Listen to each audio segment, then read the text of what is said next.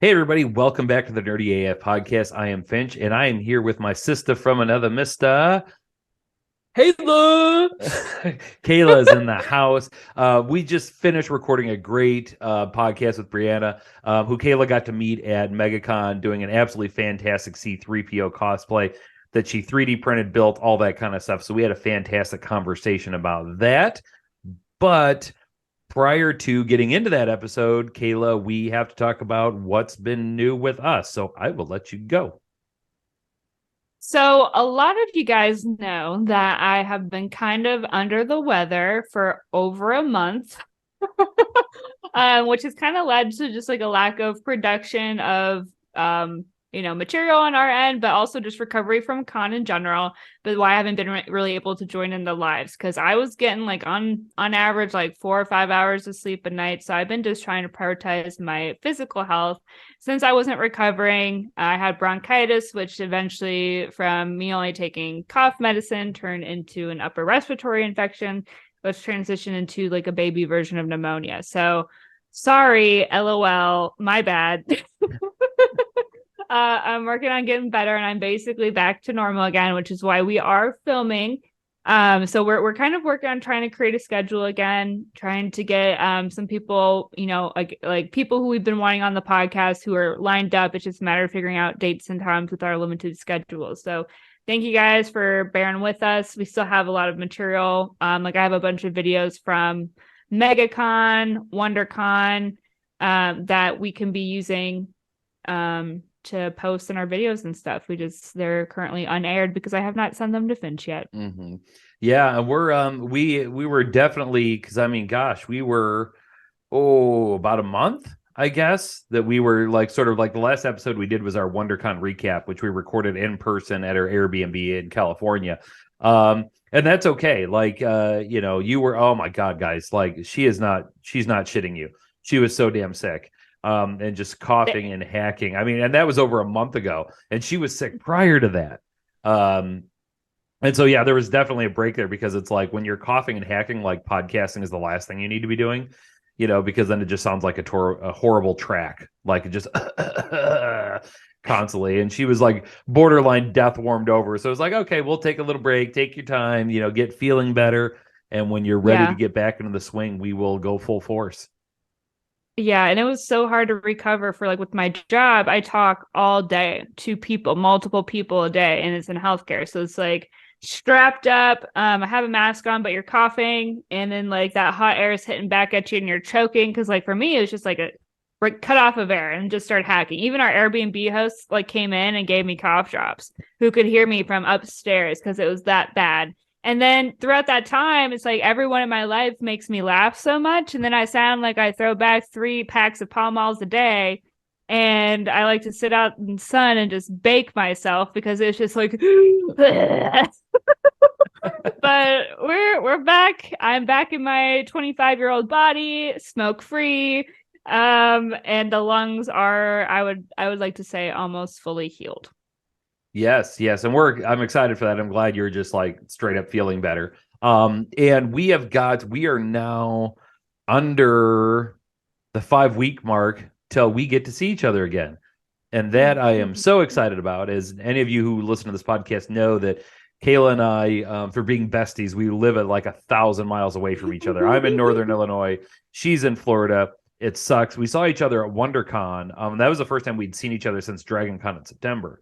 Um, we had other plans and they got sidetracked. But anyway, and the cool thing about this one is this visit does not involve a con. As much as love going to cons, it's literally just I'm flying down to Florida to hang out for a weekend. I can't tell you like how absolutely thrilled to death and excited I am to just have some beans chill time and hang and enjoy the sun and everything. Yeah, I told Kayla I wanted to get like the full uncanny Kayla experience for a weekend. Hell yeah. And we are going to do that.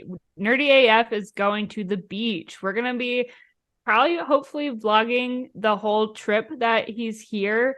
We're going to be going to all our favorite spots. We're going to be kind of just sitting and relaxing, taking in some much needed sun, vitamin D, and relax time after everything, especially since Finch is getting like the weather super moods going on where it's warm one day, cold the next, then a blizzard, and then starting to warm up again, and then raining is that really depressing, dreary period of the Midwest. So what he needs is some sunshine, and I have the prescription written, and it just makes him, he's getting ready to come down. So we're going to be bringing a lot of fun tropical themed material to you guys.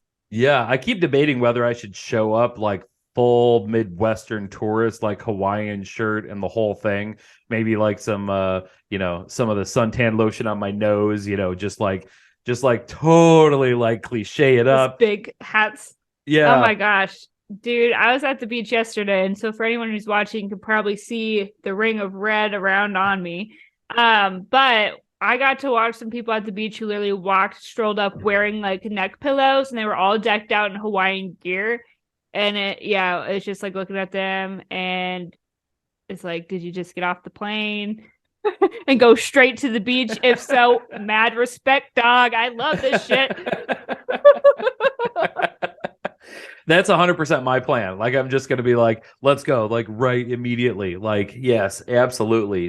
Yeah, and I'm definitely bringing the straw cowboy hat. Like, I'm like, I feel like if I'm going to be on a beach, like that's like 100% the shit I need to be wearing, because that's supposed to be like my chill summer hat. So if I get to be in Florida, in spring in the Midwest, I'm absolutely going to do that. I need to secure myself a coconut bra and Hawaiian skirt to like throw on top of you with that hat, and then we can post that. And just that could be your entry into your OnlyFans. Yeah, absolutely. Only Franks? Did we ever decide what name we're gonna change that to? I liked Only Finch. Yeah. Only Finch. Yes. Yeah, because Brittany told me Finch eggs was a little too on the nose. So might not do that one. And I'll just like, yeah, you'll find us like, we'll do a podcast after and be like, well, so Kayla took me to the beach. She gave me beer, gave me a coconut brown grass skirt. I woke up 6 hours later, severely sunburned, and somehow made $50. So whatever. My mouth kind of feels funny, but you know what? We're here, we're queer, and we're ready to go. Right? Just free love, man. We're just free loving it on the beach in Florida. And it's going to be amazing. And Kayla and I talked about like she said, we're going to be vlogging and like documenting this entire journey for everybody simping over us in the podcast. And yeah, definitely hope we'll get an opportunity to like record an episode on the beach, like just a Finch Kayla hang time. Hey, you can hear the waves in the background, and we're going to talk about whatever, because that's what we do. Kenny Chesney playing in the background. Yes. Dude, Jimmy like Buffett. Yeah, I don't know. We never talked about it on the podcast, but that was like one of the fun things about being at WonderCon in California, is that while Kayla lives in Florida, she's a Midwestern girl at heart, and you can take the girl out of the Midwest. Can't take the Midwest out of the girl. And we were in our U-Haul van flying down the 405. And I just put like my Kenny Chesney playlist on, and Kayla just starts singing right along to it. And so we're just like flying down the highway with the AC cranked and the windows down, just singing Kenny Chesney. And I'm like, wow, of all the things that I thought were going to happen at WonderCon, I didn't think this would be one of them, but it is badass. Oh my God, you know it. And I feel like every time we do a con or have some kind of experience, like we have a very strong bonding moment. And this, like our first one was sipping on Coronas, having a good talk. This one was singing Kenny Chesney and just vibing going down the road. And then I'm excited when you're coming down here, what our next core moment will be. And we'll have to share that with the podcast. Yeah. Always come away with a ton of those, and like big ones. And it's been an amazing experience, because we are still to the point where we still haven't even known each other a full year yet. Like we're still like 2 months away, because it was June of last year, like when we first met. Wow. So we're still under a year, and it's just it's so crazy that we're like this close and like this good of friends, and I've had more bonding moments with you than I have like friends that I've known my entire life. Oh my God, same. Like it feels like I've known you forever. And that's what I think makes our podcast so awesome, is the things that we can talk about, the vibe that we have. It's unlike most other people. Like I don't even know of any like news show or whatever that is as fun and lighthearted and unscripted as we are. Maybe it's to a fault sometimes, where we're a little chaotic, but I think that's the entertaining part of it too. And I feel like now we're just going on a talk for our intro about how much we love each other and how cool we are. So sorry, y'all. We love each other. This is so much fun being able to find another person from a completely different part of the country and just share your passions and become literal like ride or dies with that person. So I'm glad Finch is that for me. I know I'm that for Finch, and hopefully you guys can see that and be a part of our wonderful little family that we're growing here at Nerdy AF. Mm-hmm. Yeah, it's been an absolute blast. It's been the highlight of my life. I love Kayla. I love all of this more than anything, and we are going to keep rolling until the apocalypse finally comes. We will not be stopped. But I do want to throw in there next adventure for us, at least I guess public adventure, is going to be Minneapolis in September. We've talked about on the podcast, September, I believe 14th and 15th is the Uncanny X-Men experience in Minneapolis. If you're an X-Men fan or just looking for something interesting and that's an area you're in or you can travel to, 100% check that out. And then I think we're going to be doing that on that Saturday. And then the following Sunday, we are going to be at Minnesota Ren Fair. When we're actually, I just talked to Rachel. We're going to be meeting up with Maker Rachel there, who's going to be joining us. And, you know, she's been on the podcast and I've done live streams with her. She's a fantastic cosplayer, builder. And Minnesota Ren Fair is like the Ren Fair on the planet. And Caleb, being from Minnesota, has never been there. And somehow I've been there multiple times. So I'm going to finally drag her along to that. So if any of you happen to be in the Minneapolis, St. Paul area around that weekend, by all means, DM us, hit us up. We'll hang, we'll chill, we'll do photos, we'll chat, like whatever works. We are 100% down for it. Yes, please let us know. And that will be a fun side that you guys get to see of us too. I'm going to slowly procure a really awesome outfit for that. And I'm really excited to go in September to my homeland, where coming from here in September, it's going to feel so good. It feels so good. The temperature's just going to hit just right. Yes. So we're looking forward to that. It's going to be amazing. We're, I know for sure, like I'm working on like a Viking, Dane warrior cosplay. So is Rachel, and Kayla's coming along with that. And we're just going to have some awesome shit going on that weekend. So yeah, if any of y'all can make it, great. Otherwise, definitely, we love it when you follow along with us and comment on all of our crazy, wacky, unhinged adventures, because that's just kind of what we do. Marty says hi too for anyone who can see us on YouTube. Say hi, Martin. Yeah, I don't know. Burped. Listen, Kayla, I've got to be 100% honest with you on this. I 100%. You get to meet Marty. Yeah, that's the only reason I booked the trip. Like, okay, I'll see you, fine. But I'm 100% coming to meet that fella who I've known as long as I've known you, and yet I've never gotten to meet in person. Oh my God, we'll film that too. It's going to be beautiful, and he's going to be so excited. I don't know what he's doing right now, but I'm ready for it. But I feel like at this point, you guys already know each other. Right. Yep. So we are, that's enough of us gushing about each other and what we're doing. And so we'll just shut the hell up, get into the podcast. You're going to listen to us talk to Breanna, who's amazing. And Kayla. Without further ado, grab your nerd card and let's get nerdy AF.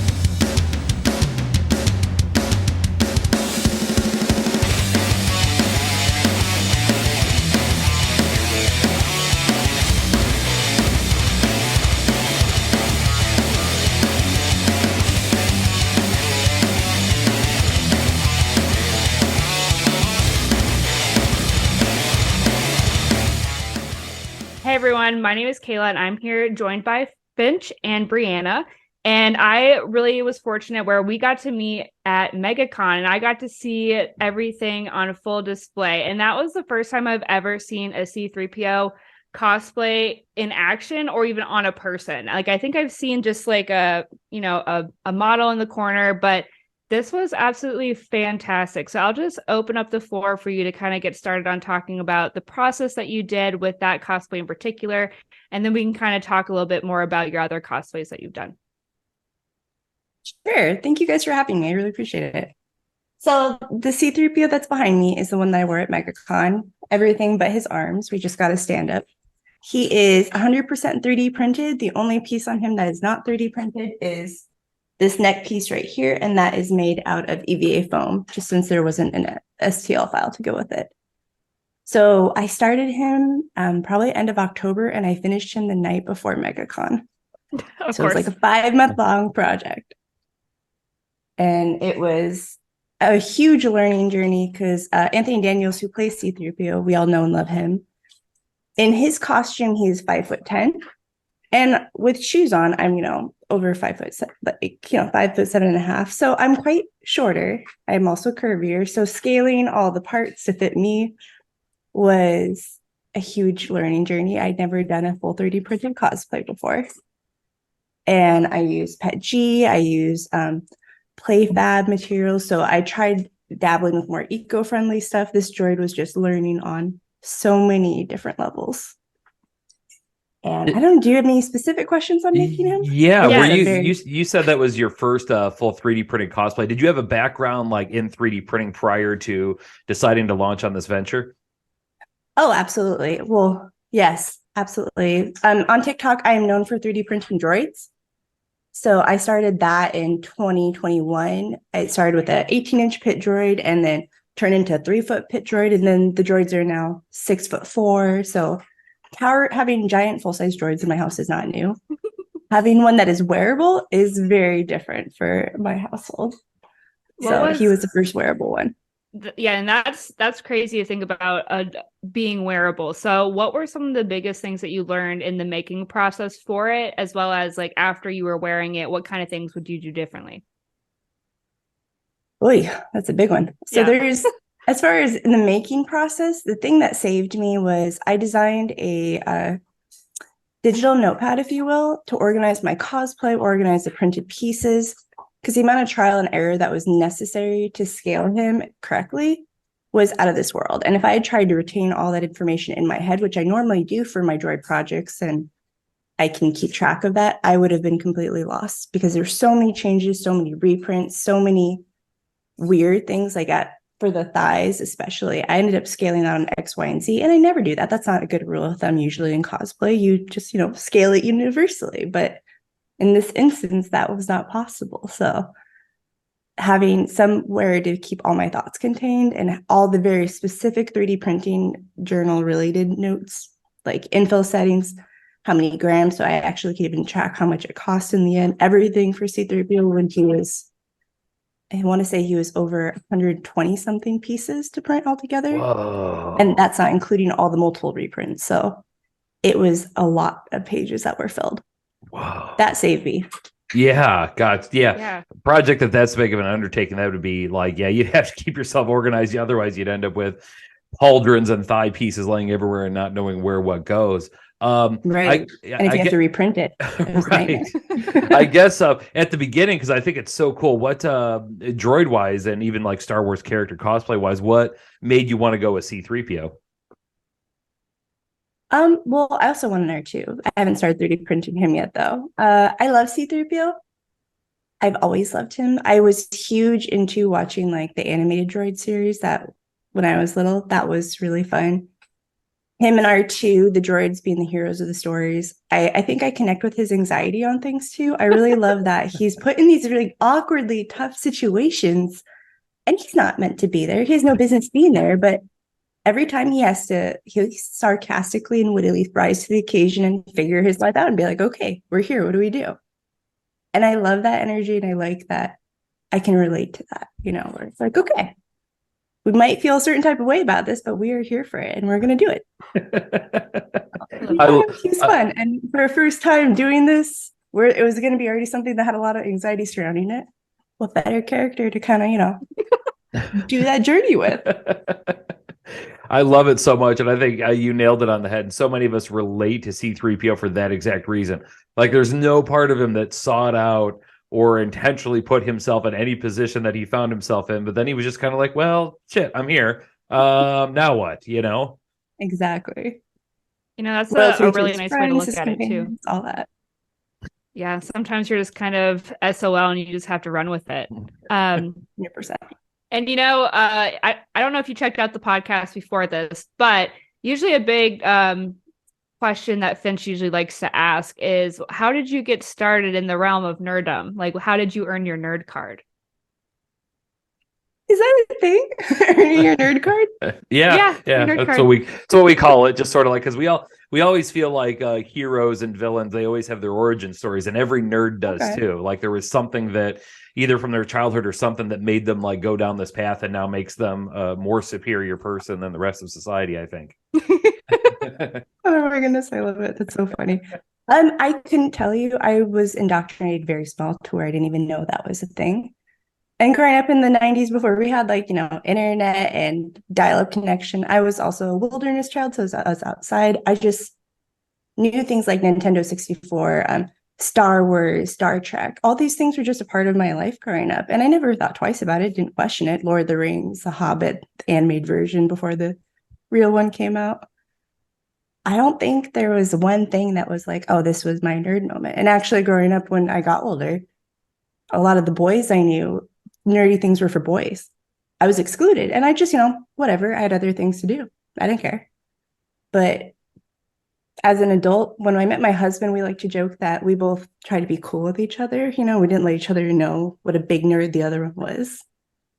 And then years down being married, starts coming up more and more. And then we both realize we're ridiculously nerdy. And now we have 3D printed droids all over the house. We have nerd rooms. We started with one nerd room. Now we have a giant office nerd room. So I couldn't tell you that it was one thing. I think it's just, I grew up watching all of it. I could go on and on with you about the extended edition Lord of the Rings, the behind the scenes, doesn't matter. It's all beautiful fandom. Mm-hmm. So I don't know. I couldn't say. What about you guys? Oh yeah. We've told our stories many times, but collectively we got into 3D printing and we met each other through my Boba Fett cosplay. But when I met you, I was not in cosplay because I forgot parts of my suit at home. So I was just more casual and comfortable. But together we kind of got started into just our huge love for everything. And as you can see in my background, it kind of spans for different genres and things like that. And just as creators, we kind of wanted to get together and have a podcast where we could keep learning from other people and share that passion. I love that. That's beautiful. Mm-hmm. Yeah, that's the that's the nerdy path, because it, like any people, like at one point in time we didn't know each other. We 100% met through Instagram. We 100% met through cosplay and 3D printing on Instagram, became best buddies, decided to do a podcast together, and now we invite other nerds on to talk to us and tell us their cool story. The thing that blows me away about that C3PO, and like I guess the question that I think a lot of people are asking is that what's the, like, how much of a focus did you put on comfort and functionality in terms of wearing that thing long term at a con? Because that's like, it feels like, because obviously when you see the character on screen, he intentionally has a lot of very stiff movements, and it always occurred to me that being in a suit like that, like Anthony Daniels does, would just feel like, I'm not necessarily claustrophobic, but that might actually set it off for me. So from your viewpoint, from somebody who built it, painted it, wears it, how is all that? Claustrophobia, I would say, is one of the number one comments I get from people where they see it and they're like, I couldn't do that. I'd be so claustrophobic. And as far as designing it for comfort and wear, I'm sorry about my puppy, but I would say that it's only possible to an extent. And the stiff movements we see Anthony Daniels make, I now, after wearing it, am a believer that it kind of comes with the territory. You're actually sitting inside of it deciding, okay, what articulation can I do? What is reasonable? Because you have such limits. And then with the 3D printed arms, I know I was so worried that it would break the parts that connect it, because those were also 3D printed. I will definitely redo those later, but the claustrophobia part and that all, I thought it'd be dark inside. I thought that would be the scary part. Sorry, I'm giving my dog a second to. Oh, you're absolutely fine. We're also massive pet people, so yeah. We have a lot of fur babies everywhere. If that's going to happen, we have to know the dog's name, though. That's like important to us. Mm-hmm. That's Hector. All of our pets have Greek mythology names in this house. Oh. So we have Hebe and Hector that are dogs. Athena is our oldest cat, and then Socrates, we have Gaia, and we have Hermes. So, Which and then what Ayla. Socrates? What is that? A cat or is that a dog? It's a cat. It's my baby. Oh, He's the best cat. I'm calling BS on that. Cats are not that deep of thinkers. I'm just kidding. Oh, my cat. They're probably deeper thinkers. He's the best cat. My cat's more like a dog. He's like Yeah. a big Maine Coon with a short, stubby tail. He's Aw. fantastic. Mm-hmm.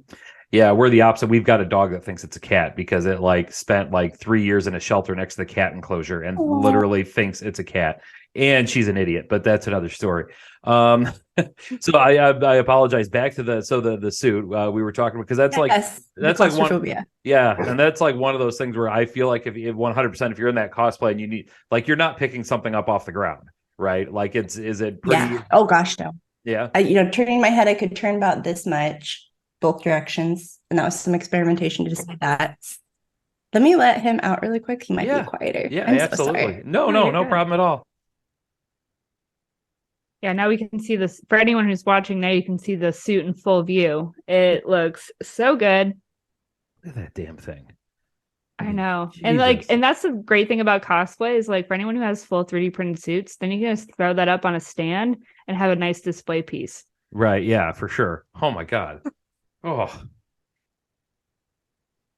Sorry. No, that's okay. And I remember seeing you too, because I think you were getting some adjustments made when I was first watching the whole process kind of go down. And I was just thinking about like the helmet going on and kind of like sealing you in for sure. And with that, oh, go ahead. Oh, that was like the biggest point of anxiety, being bolted in. Yeah, bolted in. Oh yeah, there's like M4 screws that are screwed in. So whoa. There's this one moment at MegaCon. I requested to have a break, and they took me to the side to let me have a break. And I hear them because my hearing was way better than my vision in there.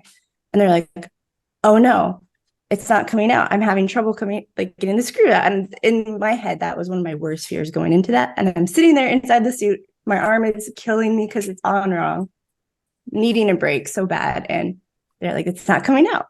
So I felt like panic start rising. And then my mom, who was my handler, she grabbed a mini fan, put it in my mouth hole, which gave me suddenly this AC feeling. Oh. And I remember instantly like calming down, like, oh, if you leave that there, I can just figure your life out. I'm good over here. It was the craziest moment. That does sound crazy.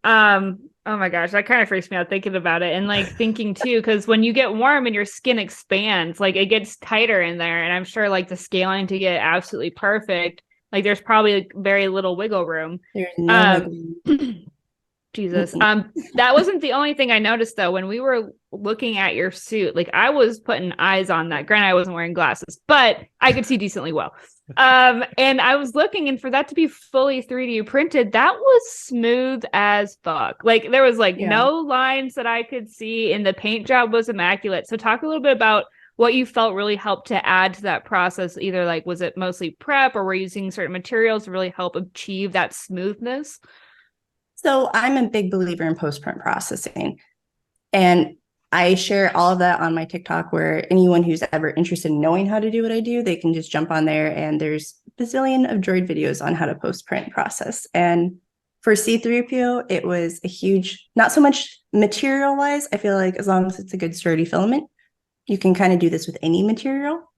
And it doesn't matter. I've even used some pieces that are really rough and came out poorly and smooth those out too. But I'll start the process off with sanding, and then I'll do modeling paste, actually, Liquitex modeling paste. I'll apply a layer of that over, let it dry. Usually I'll thin it out with some water, and then I'll sand that down, kind of get everything flush, and then do Rust-Oleum fillable sanding spray everything down, more sanding, and then I'll cycle back through that as many times as I need to get a perfect finish. And usually that's like anywhere from starting with a 200 grit or 180 grit even. And sometimes I'll go all the way up to 1,000, kind of depending on my mood. Right. But at the end of C-3PO, I bought a new tool that really made my life easier. But a lot of this has been hand sanded when you look at him. That's amazing. And I just really love the smoothness and like the control you have with that. But by the very end, finding a good electronic solution, my hands were like, ready to fall off. So correct. Yeah. Oh my gosh. Helpful. Hulk forearms by the end of everything. I already have like that carpal tunnel life going on. So all the sanding. Oh no. My life. I feel like that's the big hump that new 3D printers have to go through. And I'm sure you've been there. I'm sure Kayla's been there. I've been there having conversations with people who are new to 3D printing. And the biggest thing they always come back with, like, I can't get these layer lines. You just have to tell them, keep sanding, keep sanding. And they're Yeah. like, but I've already sanded, keep sanding. And they're like, oh my God, how much more? Keep sanding. Like, you Like know, you might have it with the cramps. Everything is going to be hard and it's going to be summer. It's going to be hot in your garage or wherever you're standing. But yeah, you keep going. Yeah, and I was there too when I first started 3D printing, and I got into 3D printing knowing absolutely nothing about 3D printers. I just like I think I saw a TikTok somewhere of like a 3D printer, and all you saw was like the 3D printer going and then like the finished product. And I'm like, oh, Mhm. cool, I could, and I just like had made a comment to my wife about how I thought 3D printers were cool, and then she just on her own did research, got me one for Christmas. And then as Aw. soon as I started cranking stuff out, I was like, hell yeah, Mandalorian helmet, let's go. And then you're sitting there sanding forever and you're like, what is this crap? This is none of this is turning out right. And then the more I got following people and talking to them, they were telling me the same thing. You got to keep sanding. You got to keep sanding. And then I think everybody sort of develops their own process of like, Absolutely. what sandpaper they use, what products they use. And then eventually, and gosh, all three of us know like what a great feeling that is when you like put that like clear coat on it to finally end it. And it just looks amazing and it makes it all 100% worth it. Absolutely. This was also a big project for me because it was the first one I used the modeling paste on for the entire droid. Before, when I first started, like you, I had to do a ton of research, figure out what would be good options. I tried wood filler, and then my favorite product was actually the glazing Bondo to use. Okay. The cancer warnings, though, on that have freaked me out since I started using it. The smell, like it's just such a maybe not human friendly product, but it's beautiful results. So when I started moving over to modeling paste, how it's non toxic, it's like safe to use. You can do it indoors, you can touch it with your hands. This was like my first giant project that I've done where 100% using that. And it's been kind of exciting because I wanted that solution for so long. It took me a couple of years to find it. Right. And And now I have it. and that's the crazy thing. It's like in the industry, there's like that industry hobby, whatever you want to call it. There's that weird debate. Cause I know people who like, they will use the resin, like they will use the liquid Yeah. resin and the UV. And I'm like, it gets phenomenal results and I'm never going to judge anybody for their product, but it's the same thing. Never. It's like, but you got to wear a gas mask and you got to wear this and it gives off all these fumes. And it's like, that may be great, but in 10 years, when you find out you've got lung cancer or something, yeah. And but I guess, yeah, if you're in your own workshop, to each their own. Absolutely. And I will support anyone for whatever they're doing. If they're being safe, go for it. Use whatever product you love. For my personal journey, having something non-toxic was super important and hit all of my marks. So I was like, I still have Bondo in my garage. I don't use it if I don't have to, but it's nice to have alternatives. Because when I started, there wasn't really, other than wood filler, that was the only thing that anyone could pitch me that was non-toxic. So that's fair. Yeah, if you have a non-toxic option, it makes sense to choose it.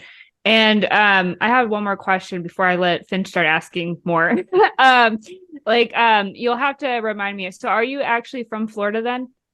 not originally. Originally, bounced around a bit, but more recently Arizona than Florida. Okay, gotcha. So, because that's where I was curious on, if you were living in Florida or if you're used to that kind of like humidity and heat, how like the painting process goes. Because since moving here, I haven't painted or really done any 3D printing just because of, transition in my life and career. But I plan on getting back into it, but everyone keeps telling me that the humidity is like the number one killer for this area. So I haven't been able to really prepare for that yet. I really don't know how. So for us, the heat, it was not, Florida is mild compared to where we came from. Arizona, like you can't touch anything metal because in the summer it's so hot. But for humidity, we never had that issue. Here, our first summer with 3D printing was kind of a unique experience, getting to actually see what people were talking about when they talk about filament being affected by humidity. We definitely had that. And then last summer, I made the mistake of trying to use brand new filament that, was going to need a little more dialing in to begin with. And then I tried to do that in summer. So I learned that, yeah, humidity here is definitely gnarly. Been a challenge to work through. Yeah, we're starting to hit that soon. Yeah, summer I think is the worst. Like the rest of the year, I have not had any issues with the humidity and the printing. Just summer. I'll make sure I have a bunch of fun this summer then, and then just start printing when spring, fall, winter, those seasons Right. hit. Or just use the filament dryer. I did buy one of those. That helped me a lot. And Smart. investing in like, I'll have my little humidity reader right by my printer, so I kind of know what the deal is. It's actually pretty smart. Yeah. Yeah, it helped a little bit because then I know if it's like raining, like as you know, every summer it's raining every day at least some point. I kind of can gauge and see, is this a good day for this, or should I maybe wait? Smart. Yeah. Yeah, it's one of the things we all run into. I was like the exact opposite. We went to WonderCon in March. And so about a month before that in February, I'm building a Red Guardian helmet for the cosplay that I was working on, trying to get it done in time. And of course, I'm in Northern Illinois where it's like the temperature's like in the teens and like in the 20s. And I had a spot in my house where like I could go sand and all that kind of stuff. But when it came to the actual like spray painting, absolutely just needed to be done outside. And I'd have to wait till it was like, 1, 2 in the afternoon where it was like the warmest part of the day. So maybe we'd get to like 23 degrees, and it would literally be one of those like hold the screen door open with my foot while and then immediately run back inside. And for the most part, I got good results. I had one silver coat of paint that orange peeled real bad. And I just like sanded it down and managed to redo it on a day where we actually got into the 30s. And then that was like that was almost like shorts weather by that point. But it's always interesting talking to different 3D printers and their process and like how much where they live comes into it. Like I remember Frankly Built talking about how he was telling me when he first got into it, he was stationed in Okinawa at the time. And he said, you want to talk about humidity anywhere in the United States, like the humidity in Okinawa, especially in the summer, is just god awful. He's like, and if I manage to make it work, anybody can find a way to do it. So best of luck to you, Kayla. I'm interested to see the adventures you post. Thank you. Yeah. I'm going to this. start with a sign first that doesn't require painting just to see how the filament stuff goes, but then the actual painting process. And that's the thing I'm trying to work on getting like, that's the hard part with cosplay, which you probably felt with your C3PO and maybe some other things if you had partial armor, but trying to get it on and stay on is sometimes a difficulty in itself, whereas like the strapping systems or what have you. And I learned for me, like we talked about in the past, but like I'm low vision and like I have a hard time seeing depth in general.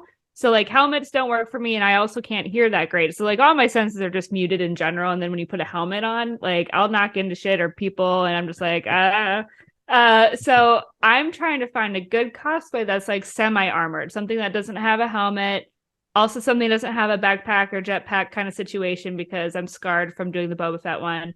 And it's like, it's so hard to find that, especially for women too, which you might have experienced if you're trying to do a female cosplay. A lot of the people who do the modeling tend to be men choosing to make things for themselves, or maybe sometimes their partners, or if they do just want to make a female armor set, like it's just very rare. So it's harder to be a woman in cosplay if you're doing it 3D printed, if you don't know how to model yourself. So that's been like the one challenge I'm bumping into, and I'm sure you've had experience as well doing the same thing. I would say definitely. It's I mean, I didn't pick a female character to cosplay, so I could relate, yeah. And a lot of the armor that I would be attracted to wearing too would also not be designed for women either. So it'd be the same kind of situation where you're trying to completely modify or alter something to work for your body. Correct. Yeah. That's what I had too, just like the flatness of the chest plate, which in reality, I just kept it the same. I kept it flat, but I had to kind of strap myself down to get comfortable in that, where it's like, I wish that we had more tools other than having to learn how to model it yourself. Like I feel like I wish there was more people out there who were like more easily commissionable, but I feel like there's a lot of people who end up signing contracts where they can't do independent work. And that's how you end up finding these people in the first place, is you're looking at like DO3D or something, which I'm not saying that's what they do because I have no idea, but it just can be a little tricky than trying to have something in a decent time frame for yourself. I'd say also finding time to find it, like hunting this stuff down. A lot of us in the hobby world, like this isn't our full-time gig. We don't do this. We do this with our free time. And as we've all just talked about before, a lot of our free time is spent sanding or working on other projects. And a lot of us have that thing where we'll have multiple things going at one time. So the time to track something down like that is even hard to find. For sure. Yeah, I ran into that 100% when I was going to do Red Guardian. Like I said, I wanted to do the helmet, like scouring the internet. I was only ever to find 2 files for it. One of them was for a 3D printer and another one was for EVA foam. And it's like, and even then they weren't like I don't want to sound this way, but they were free files. So sometimes when you get free files, you wonder a little bit like how well it's all going to fit together. Because sometimes it's somebody who just knows Blender and they're just throwing it together real quick and putting it out there. They're not, sitting there perfecting minor little details. But yeah, you're absolutely right. That's so outside of the I'm jumping topics here. I apologize, Kayla, if you had more on that. But the outside of the C3PO, do you have something in your head that's like the next thing that you want to work on? Gosh, I have so many things that I want to work on. So I think I definitely have the bug for doing a wearable droid. It was such a cool experience that I definitely would like to do more. And I have a couple I'm mulling over and trying to figure out, like one of them I'd have to model completely because there are no files that exist for it. And then another one. So I guess it's decisions. I'm going back and forth between three, and it's not really nothing set in stone.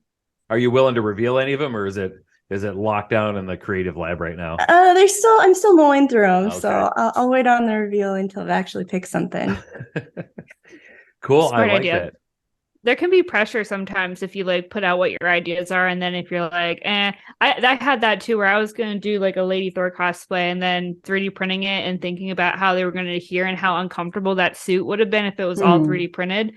I scrapped it. I mean, I still have the helmet that I can like sand and put together, and I'll probably put it on like the shelf, but oh my God, thinking about the functionality and comfortability of that suit, I just did not want to do it. But then people were waiting to hear about it because I was like slowly printing it, doing Absolutely. updates. But so yeah, we respect that for sure.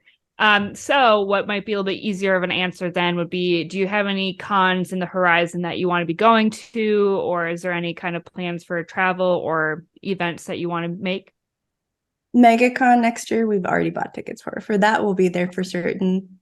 As far as between now and then, I think, especially bringing C3PO, it was such a crazy realization. There is so much work to get something like this there. And then my husband had his full ODST armor too. So we had a whole minivan packed to the brim. Nice. And logistically, the two of us together, me more than him, 100%, were a little bit of a nightmare to try to make everything work. So I think for right now, having MegaCon be the only one on our list is working for us, because then it gives us the rest of the year to keep working on projects and enjoying that. Yeah. But who knows? I mean, eventually maybe we'll do more. That sounds awesome. Well, I will be looking out for you next year in whatever cosplay you choose to do. And with that, Finch, do you have any more questions? Or I know we're kind of cutting a little bit on the earlier side, but I didn't know if there's anything else you would like to ask. Well, we've got the one big question. The one we asked every single podcast. Do you want to ask it, or do you want me to ask it? I'll let you ask it because I asked the nerd card question. Oh, okay. So this is 100% a theme of our podcast, especially when you have a podcast like we're doing. Of course, we've talked to a lot of like Iron Man cosplayers who do like the full build suits. And the one question that seems like frequently come up is, how do you urinate in that thing? Or how don't you? Right. Yeah. I think don't. Yeah, right. Don't is a good one. Gosh, I even trying to troubleshoot that was a huge iteration process going through that and trying to brainstorm. The end result was I would get super hydrated the morning I was going to be wearing it, and then work all that through my system. And then by the time we got to the convention, I'd go pee, jump in the costume, and that was it. Unless I wanted to take it off, which is, oddly enough, the 3D printed shorts aren't that hard to get off. I have done a lot of practice on that. It was getting the wire corset off and over. That was such a pain because all those wires are sewn on the front that I just left the whole lower half on my body for anytime I took a break. It was just, easier. So right. It didn't end up being as big of a problem as I thought it was going to be, but that was the solution. Just wait. Now all the Iron Man people are going to like switch to C3PO. Right. Yeah. Make it easier so they can go to the bathroom. It was a lot of practice. In the first time, like early days of putting on those shorts, we would joke that I'd have the Shakira "Your Hips Don't Lie" song in the back of my head because I had to wiggle so much to get those on and off, and then he'd have to help me. Like early days with those shorts were not easy. And now it's like, give me 15, 20 seconds, they're off. And I'm like, okay, I got this. On and off, easy. Adapt and At the beginning overcome. was not pretty. It never is, honestly. No. And that's what's made me afraid to kind of rewear some cosplays. Like, I don't know if anyone's noticed that in my on my page, is that I don't tend to rewear them unless they're flexible, comfortable stuff, like if it's fabric based, which I've switched more to for the comfortability, and as well as it travels much easier where you don't have to have like boxes and boxes or checked bags. Like I went to WonderCon without checking any bags, and I was able to make that work just with my backpack and like a That's amazing. carry-on. I know, right? And Huge I had like advantage. 3 cosplays. So it worked out and it's comfortable. You kind of have to have that when you go to a con, like one comfortable cosplay if you're going multiple days, and like one, or even if you're just going one day, if you need to switch, you can switch. But then the cosplay. So it's never comfortable, and we always end up dehydrated, which is my consensus of going to a con. We brought a lot of Pedialyte packets, the ones that you pour in a water bottle. Those were a lifesaver. They'd use a metal straw to give me that while I was inside the suit. That was so helpful. Yeah, throw a couple ice cubes in there. That would hit so good. It was amazing. Yes. So that and the tiny baby fan, I was like, when I had either liquids or that little fan up to the mouth hole, I was a happy camper. Like, okay, I can just sit here. How did you see through that, by the way? I was just thinking about that. Did you see like through the actual eyes? Yes. So wow. I did have vision. And one of the things that from reading Anthony Daniels' book, as well as hearing other cosplayers talk about C-3PO, a big pain point is it is known in the Star Wars community as one of the worst costumes for vision. Your field of vision is so narrow, you can't really see very much at all. And it's supposed to be awful. So my solution that caused, like all solutions have problems that are attached. But mine was, I'm going to use peepholes that you have in your front door. So I found some that fit the diameter of the lights that I use for the eyes, and then put them in there, and I see through peepholes. So my field of vision is the same as if you go to your front door and look out, except I have 2 of those. That makes a lot of sense. Yeah, so it kind of like walleyes it a little bit, so it's not like just looking through a drilled hole. It kind of like, I have a very wide field of vision, but my depth perception is not so good. That's what I was thinking. Everybody's a little bit small. And the C-3PO head itself, there's not that perfect distance between the eyes. So to get that binocular vision where the 2 form into one, they would have to be significantly and closer. So it really is that I'm looking through 2 separate tunnels of gold. And my eye has to decide which one am I going to focus on, because there's a little bit of overlap, but it is not a perfect mesh on vision. Yeah, that's super interesting. I would have never thought of using a peephole, but it's smart because it does give you a wide array. But then, people look small, or like you take a step and it's much closer than you feel like you are. Yes, the helpful part of that is like your brain is so amazing that it did adapt, and I started getting a better gauge of distance. I just had to reframe my metric of like, how do I see distance? Wow. So that was good. I think the downside is at the very end of the convention, when they popped me out of the costume, my eyes took maybe 10 minutes to readjust to real life, because they were so used to being in the peephole view. But it did work really well. And I think I did I stand by that choice just because I loved having that range. It's already hard enough having limited mobility. I can't imagine also only seeing a little bit, like that narrow vision. That would have been too hard. Oh my god. And here I thought the Mandalorian helmet was like one of the worst ones for vision, but you've proved us wrong. But you made the best of it, and you modified to actually give you a lot more than what it would have just been with like a hole. Yeah. And my handler was really good. She would make sure I don't run into anybody too. Like I knew that she would physically yank on me a little bit or tug me. So I knew if I was getting too close to something, let's say if my guesstimate on distance was off, she was there to make sure I don't, die or run over anybody in that very slowly, mind you, because no speed was possible. So that would be out. Just speeding through a C-3PO. That would be a sight if you could move that fast. Right. Well, it's rough on your hips, man, trying to walk like that. Like at one point we were trying to make it across the convention from one side to the other in that, and I just wore the lower half, but it was so slow. And my husband was so sweet. He was like doing these half steps next to me. For every 10 of my steps, he maybe got like 1 in. It took forever, but it was so comical. Yeah. It's very slow. You have an on-hand chiropractor or someone to just like set you back. Yeah, just Just fix my hips because they're dying. Yeah, literally.